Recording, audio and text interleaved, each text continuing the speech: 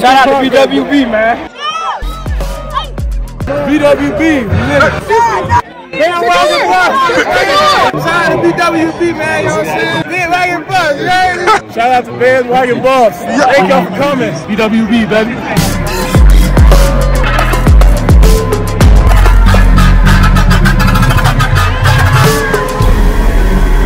Shout out to TLP Sports Club, baby. Buff Nation, what up? BWB, my Bandwagon Buffs. What it is, what it does, and what it's gonna be.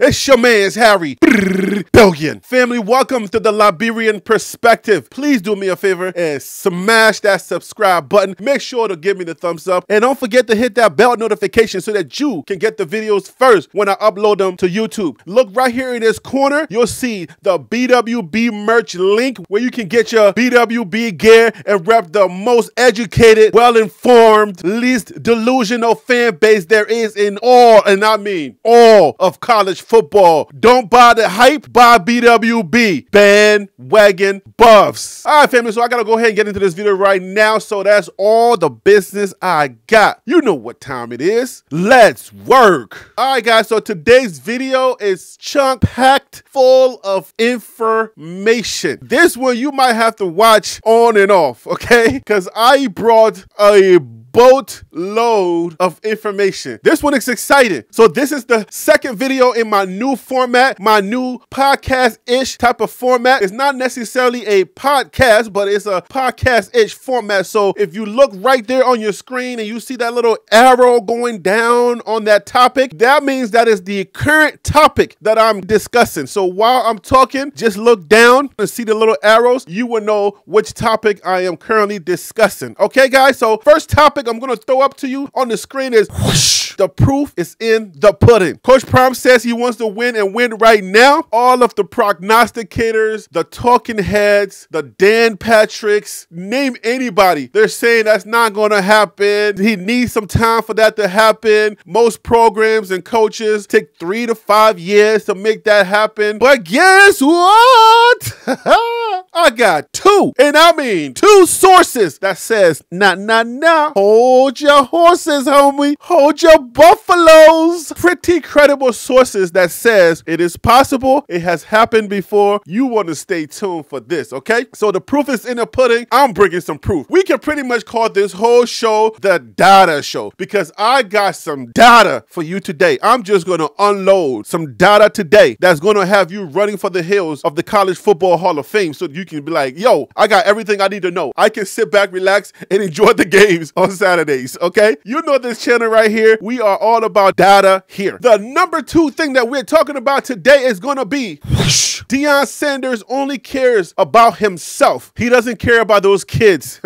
Not so fast, not so fast. That's pretty much laughable. If you are BWB, you can sit back and relax and be like, Harry B, I don't need that one. This is really for those other people because we know that ain't true, but hey, I got some stuff for you that's going to prove to you that it really isn't true, okay? If you are a hater or you are not a BWB and you are new around here, stay tuned for that topic, okay? That's going to be fun. The next topic, number 3, is going to be whoosh, throw that up there, Harry B, NCAA eligibility requirements. Okay, so this one was a challenge for me. So I talked extensively about Kwamani McLean being in Boulder, and one of the either BWBs or constituents, one of the club members or somebody who watches the videos, I'm not really sure. I can't really tell if they're a club member or not, but you can tell me if you are a club member or not. But they said you like to do research. The way they said it, it was a little bit kind of, you know, off-putting, but I was like, you know what? It is what it is. My thick skin is growing. You know what I'm saying? Like, challenging comments don't really push my buttons that much anymore. You know what I'm saying? I'm growing.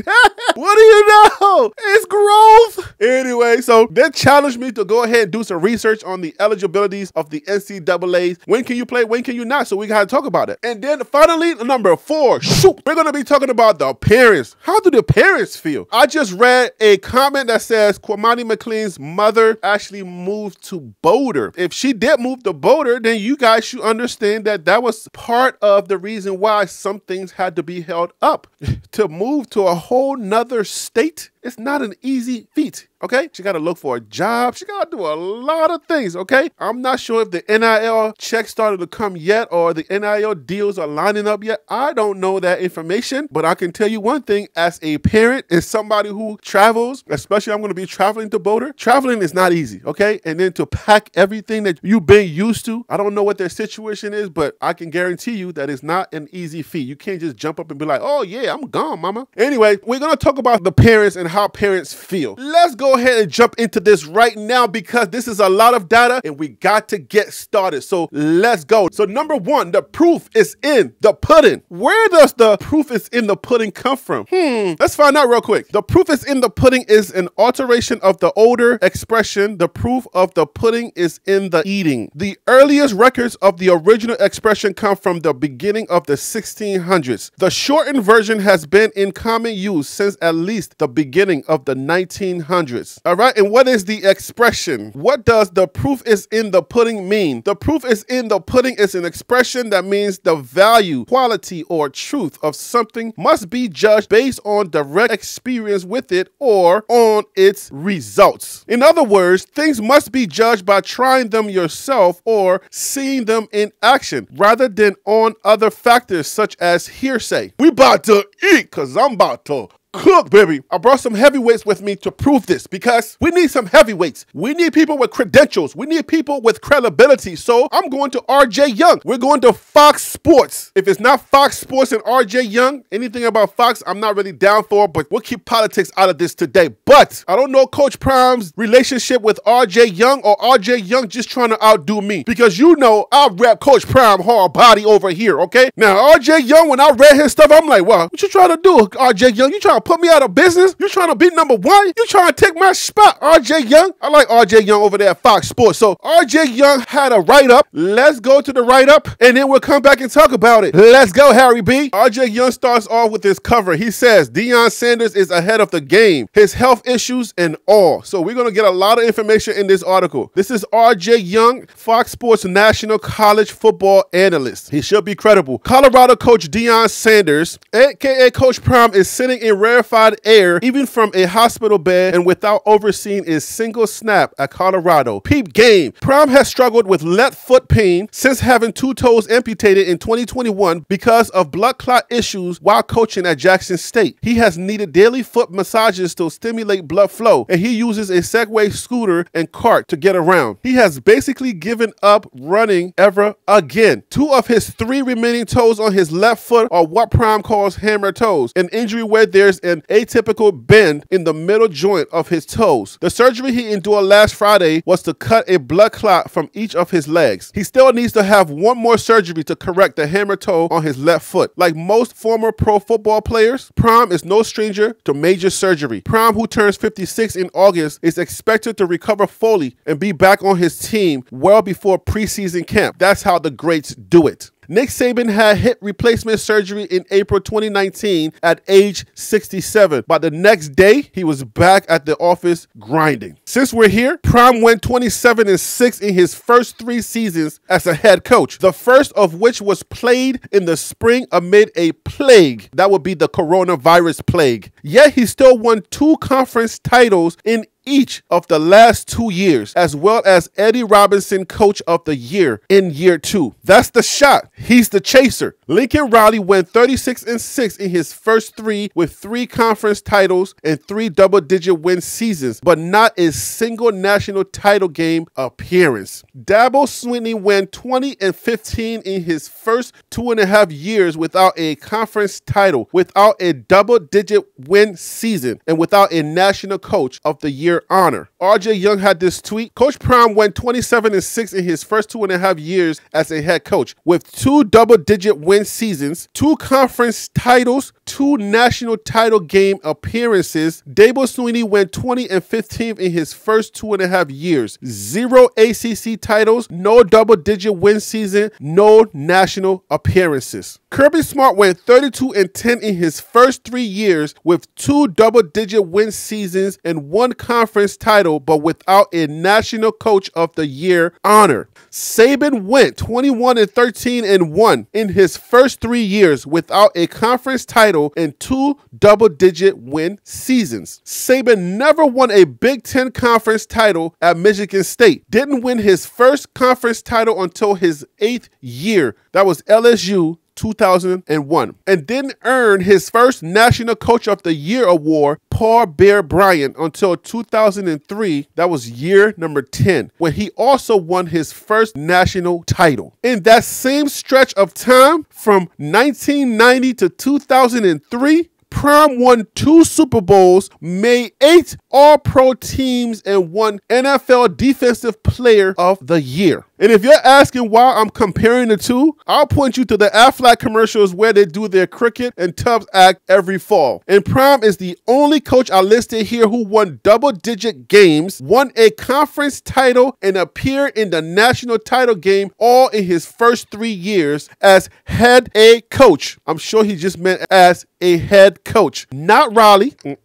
not Sweeney, not Smart, and not Saban. None of those coaches. We got data today, guys. We got data. RJ Young, my guy. Thank you, RJ Young. RJ Young says, I got to say this one straight directly looking at you guys. What RJ Young is saying is that Prime is coming straight for your castle. You better guard your queen. Oh, yeah, and I'm a chess player too. 1700 plus level, okay? So I know what he's talking about right here. You better guard your queen, or you might see your city sacked in prime time. RJ Young is a national college football writer and analyst for Fox Sports and the host of the podcast, The #1 College Football Show. The proof is in the pudding. You see it in front of you. So I want y'all to relax. Y'all just sit back, pop some popcorn, enjoy yourself. You already know what we're coming with here at TLP Sports Club. You already know what we bring here. So when I say the most educated, well-informed, least delusional, maybe the least delusional part can be questioned a little bit because we have to see some more results in the Power 5. I told you I had 2 credible sources. I'm going to go ahead and throw it right over to Kevin Borba at AthlonSports.com. Let's go ahead and read his article so that we can compare both of the information. Let's go. From Kevin Borba, Athlon Sports. Notable programs that have accomplished what Deion Sanders is hoping to do at Colorado. Deion Sanders has lofty expectations for his Buffs in 2023. Kevin Borba, June 26, 2023. Obviously had this one for a little bit. Saved it for later. There has been one constant criticism of Colorado and Deion Sanders since he has taken over, and it stems from the fact that the Buffaloes went 1-11 last season. Tell me about it, Kevin. Come on. Like, for real, right? Let's get over it already. While Sanders had absolutely nothing to do with that dumpster fire of a season, he also won't have much to do with the players from that roster, as only 10 scholarship players remain. The message sent by Sanders when he first took the job was he was going to flip the roster and do so by bringing in as many transfers as he can. That's exactly what he did. He accomplished that goal as the Buffs saw 51 transfers in, headlined by #1 overall recruit Travis Hunter, and are now home of the most interesting cases in college football. A brand new roster coached by one of the best players to ever play the game in the Pac-12 conference that's competitiveness is at an all-time high. While we know some coaches around the country are hoping the experiment fails, we haven't often heard of the success stories when it comes to programs with new coaches fresh off a 1-win season. Even with all of the new additions, a coaching staff that features 2 of the best assistants in college football, and a newly found energy around the program, there are doubts.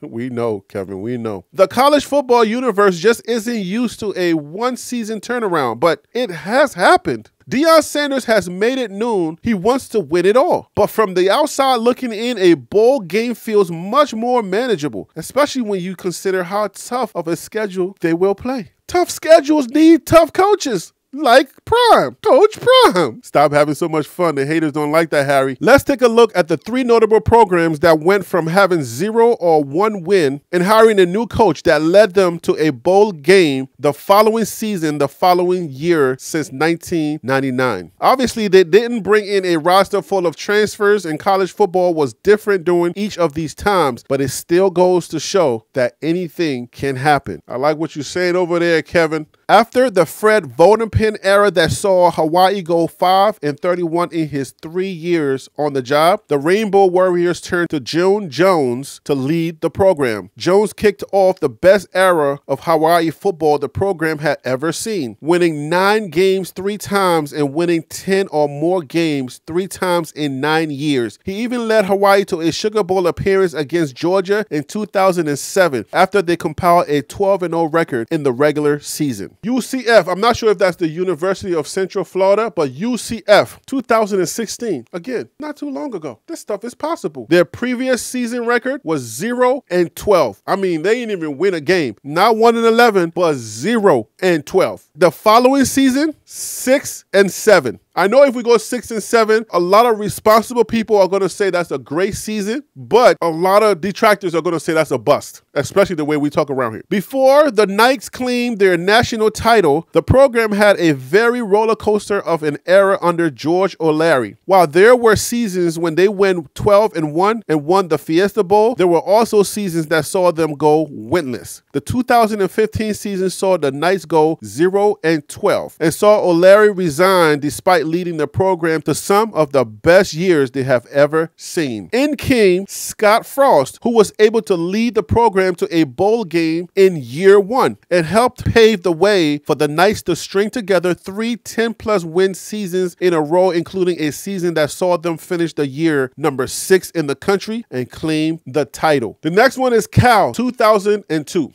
Their previous season, 1-10. The following season, 7-6. After 5 straight sub 500 seasons under Tom. Wait, am I supposed to call this guy Tom Homo? Okay, that's his name. This is his name. This is not on me. After 5 straight sub 500 seasons under Tom Homo, Cal said, no homo. Yo. Come on, 1 shot at least. You know I had to take at least 1 shot, right? Come on now. It was way too good to pass up. And I'm sure Kevin Borber took that same shot. Anyway, just having a little bit of fun, guys, okay? After Cal said no homo, they turned to Jeff Tefford to be their coach. He instantly found success going 7-5 and leading the program to 8 straight winning seasons, which also featured 5 bowl wins and 2 10-win seasons. Tefford also helped Cal be ranked as high as number 2 in the country at one point. All right, that was by Kevin Borba. That is some straight data for you. That is some straight information for you. It is possible. Coaches have done what Coach Prime is stating that he's going to do. He has the pedigree, whether you agree. I'm going to repeat that. He has the pedigree, whether you agree. It doesn't matter. He's already proven it. He's proven that he can do it. He proved it at Jackson State. He said, I'm coming in here to be dominant. I don't just want to win. I want to smack these teams in the mouth every Saturday. He went out and smacked the teams in the mouth every Saturday. He plans to do the same thing here. He has the same facilities that those other teams have. He has the same recruiting abilities and dollars that those other teams have. He has the budget to hire who he wants to hire. As a matter of fact, his budget is a lot more than some of these other teams that he's going to be playing. He hired the people he wanted to hire. If he goes to Rick George and says, I need X, Y, and Z, Mr. Rick George is going to be like, you got it, coach. We may not have the money right now, but I'll find a way to do it. I'll make a few phone calls, line up a few meetings, and see how we can get the money to make this happen. Coach Prime has the resources that he needs to make his proclamation happen. He has the motivation to motivate his gentlemen on the field to make it happen. He has the coaching pedigree to make this happen. You can forget that he played the sport. He was highly recruited in college. He played at a Power 5 in college, so he is aware on how they prepare Power 5 athletes to perform at the highest level. He knows the discipline of a Power 5 program because he went through that not too long ago. It's all there in the pudding, and you can see it for yourself. And I wanted to drop off this data today so that you can see once again that we are learning here. At TLP Sports Club, I do my research. I bring the data to back up the proclamations. We're going to leave it right there with the proof is in the pudding. We're moving on to our next topic right on your screen. Deion Sanders only cares about himself. should I even do this one? This one is so silly, but hey, why not? Let's have some fun with this one. This one actually stems from a survey that Joe Klatt put up on Twitter. Those type of comments, they get a lot of attention. These kids on this video right here, they say otherwise. So let's take a look. I'm gonna start off by saying that I got the best coach in the nation. One of the best players that ever played the game. One of the best black excellence we done seen. But I want to send a prayer out to Coach Prime on a speedy recovery. Praying for you, and always you was there. You were there for my mom when she got sick. So my mom also praying for you. I'm just happy to have the opportunity to call you my coach. And let's be Prime. Let's get better. Hey, remember, work, don't twerk. Coach Prime was good, man. It's your boy D-Mac, Derek McLendon, Unc, whatever you want to call it. Here wishing you a speedy recovery, praying for you. We already know your state of mind as a team. We already know your mental, so we're here at the stadium working daily, just keeping it alive. What's up, Coach Prime? Wishing you a speedy recovery. You know, I'm praying for you. You're in our prayers, our thoughts, and all the guys miss you at the facilities. I just want to wish you a speedy recovery. The facility does not feel the same without you at all. We know you're strong. We know you're a warrior. We know you're going to keep pushing. Man, I'm just praying that you have a speedy recovery because, man, this is your purpose, and we need you back out on that field. So, man, do whatever it takes, Coach, so we can get back to the business. Yes, sir. We coming. What's going on, Coach Prime? Just want to reach out. My thoughts and my prayers for a quick recovery. What's up, Coach Prime? How you doing, man? I hope you feeling better. I know you still looking good. The looks ain't going nowhere, man. But yeah, man, I pray for a speedy recovery for you. Hope you're feeling better, man. Everything will play out in God's favor. What's going on, Coach? I just want to wish you a speedy recovery. I know that God got you and He got His arms around you, and I'll be praying for you. What's up, Coach Prime? I'm praying for you that you have a speedy recovery, you know, to get back to the football team, to coach us, and to get us better on and off the field as men. And we just pray that you just come back healthy and ready for the season. We coming. Man, get well soon, Coach. We got people to beat and we got games to win. All right, let's do it, Coach. Get well soon, man. Just wanted to wish you a speedy recovery and hope everything is well. So you can get back out there on the field with us. Just wanted to say, me and the guys all miss you a lot out of practice, but we're all wishing you a speedy recovery. We can't wait to see you back out on the field in prime condition. See you soon, Coach. Hey, Coach Prime, it's Jordan here. Just wanted to wish you a speedy recovery. Also, I want to pray for his family and friends everywhere around, because this is something that, you know, you really got to stick hard to. And you need your family and friends around, including I'm here too, so, but yeah, I just wanted to put all my prayers up there, my blessings, man, on a speedy recovery, because, you know, we need you, we want you. Can't do this without you. Love you, Coach Brown. Hey, Coach Prime, just wanted to reach out, let you know I'm praying for a speedy recovery, and we can't wait to get you back on the field with us. Much love, Coach. What's going on, Coach Omarion here? Here wishing you a speedy recovery. Praying you get out this process. We know you will. I wish you a speedy recovery. I hope all is well. Take your time to rest, take your time to recover. When you come back out there, we're going to do what we do. I appreciate everything you do for the team, and go Buffs. The video that you just saw is just a small sample of the effect that Coach Prime has on people. We have Pac-Man Jones, former NFL player Pac-Man Jones, says the same thing. I'm just going to say this calmly. Dear friend, Coach Prime is so respected in college football. Coach Prime is so respected around the NFL and around the world that you have no idea what you're talking about. Like, you are a silly person and a sad case of a person to say that Coach Prime doesn't care about those kids. He only cares for himself. Coach Prime understands marketing. So when you see Coach Prime in these videos and videotaping everything, he's putting it out there for you to see. But you're judging it wrong. You don't even know how to extract the data, let alone talk football. I don't even know why you're talking football, because you don't even know what to do with the information that he's giving you. You seen Gilly the Kid and Wallow, his cousin, $1 million worth of game? Coach Prime is giving you $1 billion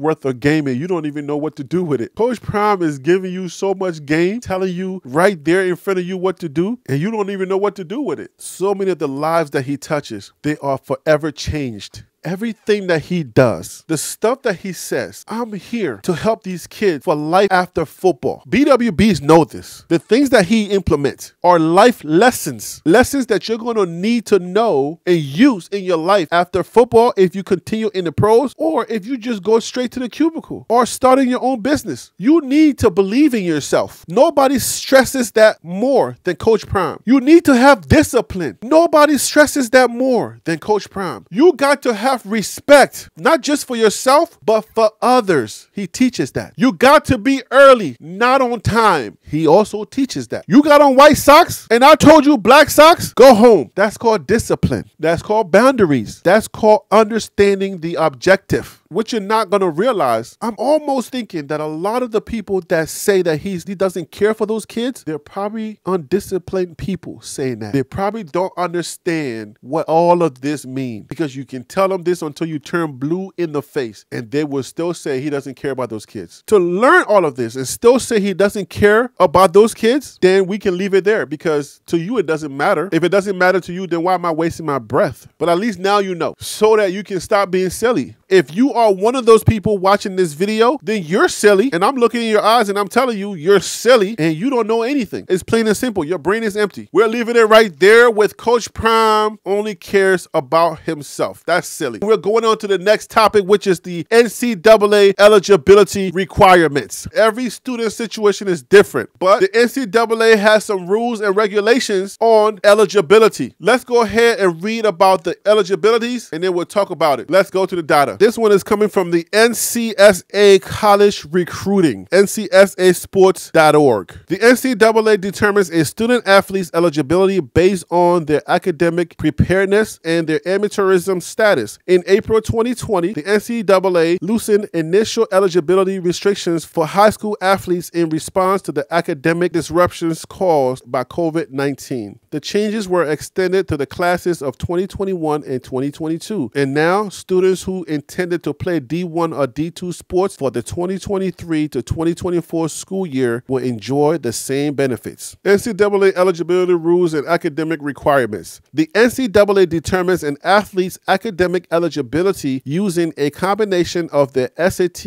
or ACT test scores, high school coursework, and core course GPA. 75% of college student athletes will have no issues meeting the academic minimums laid out by the NCAA. That said, just because you are a good student doesn't mean you can assume you will meet the academic eligibility rules. Every year, student athletes with 3.5 GPAs and honors courses are declared academically ineligible due to not meeting one of the following NCAA eligibility requirements. Core course requirement. Each high school has a list of approved NCAA core courses with a requirement to pass 16. There is a slight variation in the requirements for D1 and D2 schools, but if you meet the D1 core course requirements, you will also be eligible at the D2 level. Core course GPA. The NCAA does not use your entire high school transcript for determining your GPA. They are only concerned with core courses.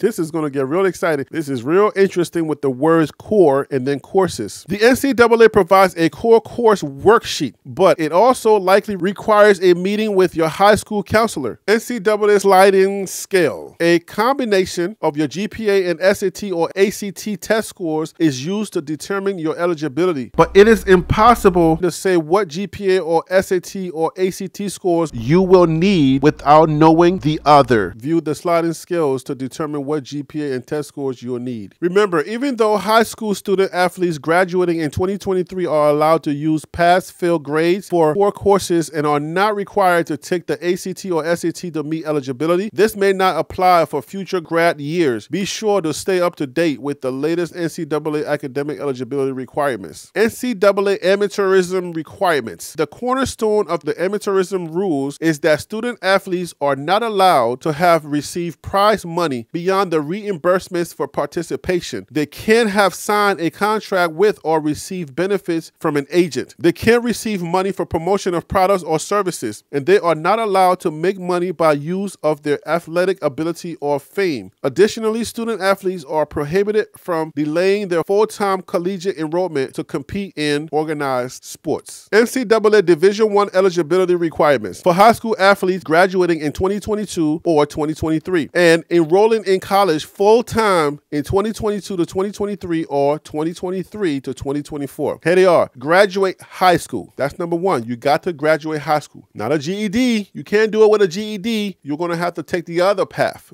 Okay? If you get a GED, you're going to have to go to junior college, or you're going to have to go to community college and go the other route. Complete 16 core courses using pass-fail grades. See below for full breakdown of core courses requirements. The next one, number 3, earn a core course GPA of 2.3 or higher. Receive final certification on your amateurism status via the NCAA Eligibility Center. And then the final one is no longer required to take the ACT or SAT. Listen here. Y'all better start playing some sports if you don't want to take that SAT. If you ain't trying to take that SAT, you better start running, start playing some sports, because that SAT is a beast, boy. Woo. These are the NCAA approved courses. What are the NCAA core courses? The NCAA core courses requirements are part of the D1 and D2 eligibility requirements. In order to be eligible to compete and receive athletic scholarship, you will need to take and pass a minimum of 16 core courses covering the subjects of English, math, natural or physical science, social science, foreign language, comparative religion, or philosophy. Here are the Division I requirements. If you have the D1 requirements, this will also suffice for the D2 requirements. Graduate high school. Earn a core course grade of 2.3 or higher. Complete 16 core courses, 4 years of English, 3 years of math, Algebra 1 or higher, 2 years of natural or physical science. 1 year must be lab science if your school offers it. 1 additional year of English, math, or natural or physical science. 2 years of social science. 4 additional years of English, math, natural or physical science, social science, foreign language, comparative religion,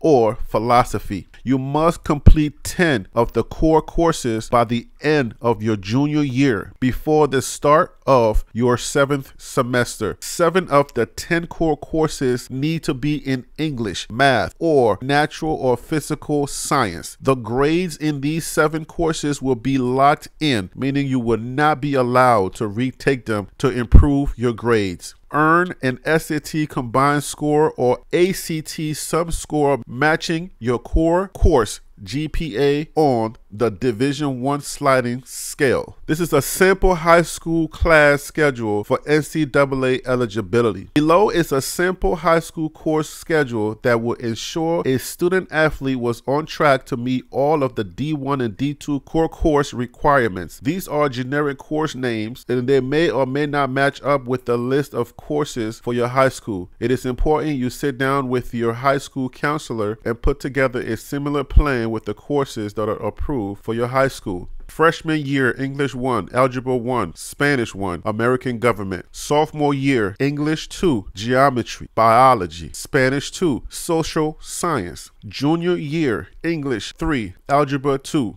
Chemistry 1, Economics. And your senior year, English 4, Pre-Calculus, Physics. What are the core classes? To meet NCAA eligibility requirements to compete at the college level, athletes must complete 16 core classes identified by the NCAA. These courses include English 1 through 4, American Literature, Creative Writing, Algebra 1 to 3, Geometry, Statistics, Biology, Chemistry, Physics, American History, Civics, Government, Comparative Religion, and Spanish 1 through 4. What core classes are required in college? The core classes required in college are English, Math, Social Sciences, Humanities, and Science. Now, each high school should have a list of the core courses that they provide at their high school that will meet these requirements for the NCAA athletes. So, if you want to know, you go to your counselor, sit down with them, and get an understanding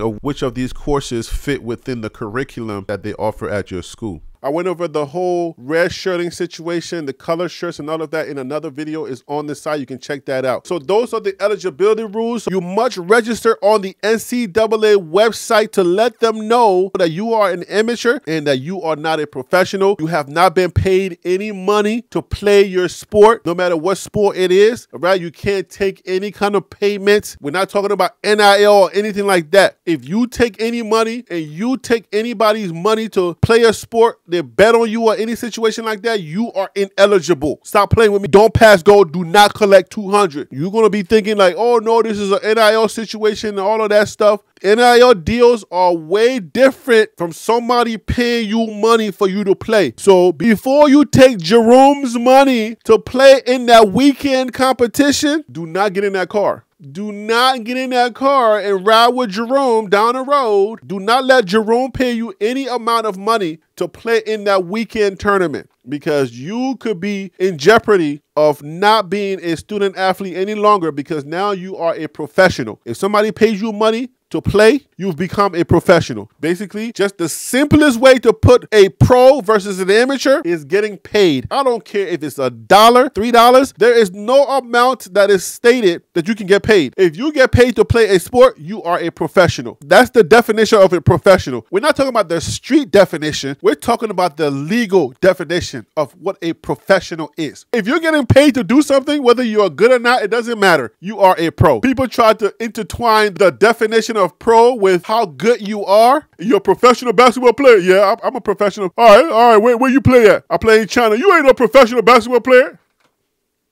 They pay me good money to play in China. Professional means you're getting paid to do it. Whether it's $1 or $100,000. You are a pro. Obviously, every student situation is going to be different. Komani's situation, a couple of people said that he was on Instagram Live and he said that he was cleared to play. Whatever the details were on his clearance and what he had to do before he got cleared, he handled that. He's going to be on campus and start practicing real soon. But yeah, those are the eligibility requirements based upon NCAA. The school, however, could have their own requirements. Coach Prime can have his own requirements also that he may want the kid to go through. Coach Prime is also not trying to have no dummies on his team. You can tell somebody's discipline based upon their grades. It tells your work ethics. You can look at somebody's credit score and you can tell if they're financially disciplined. That's why they look at credit scores. If this person's score is low, you should be able to tell that this person is not disciplined when it comes to money and money management. When it comes to students, you can look at somebody's grades and you can determine, for the most part, some people are not good with taking tests, but you can look at their grades, be able to tell whether this is a student that you need to invest in or if this is somebody that you need to pass up. Because with the lower grades, you're like, nah, man, you're not disciplined enough for the type of football that I'm trying to play or the type of person that I want around me that I'm going to be investing time in, because you just a loose goose. You don't study. You don't know how to study. When people try to help you to study, you don't want to hear that. All you want to do is play football. And we're not about that over here. We're about real life, because if you are a beast and you get hurt, I'm about to send an idiot into the world with nothing. You're not even going to try to get an education here because you're so locked in on football. You're forgetting that sometimes football doesn't work out. You're forgetting that sometimes people get hurt and they don't go into football, or no team drafts you, and luck just is not on your side. So football doesn't work. Do you know how many athletes that were a pure monster that never saw a day in professional football or never saw a professional dollar in their sport? It happens so much. That's why Coach Prime is such a heckler when it comes to making sure that you're disciplined, so that discipline can help you in your other side of football. In real life, you're going to think about your credit score. You're going to think about being on time. When you have a job interview, you're going to get there early so you can take in the environment. You can look around. Who are the people? Who's everybody's giving a handshake? Who's everybody saying hi to? Hey, Bill. Hey, John. What's going on? Hey, John. If you're 15 minutes early, you can take all of that in. And when you go to the interview, you see the same person. Everybody been saying, hey, John,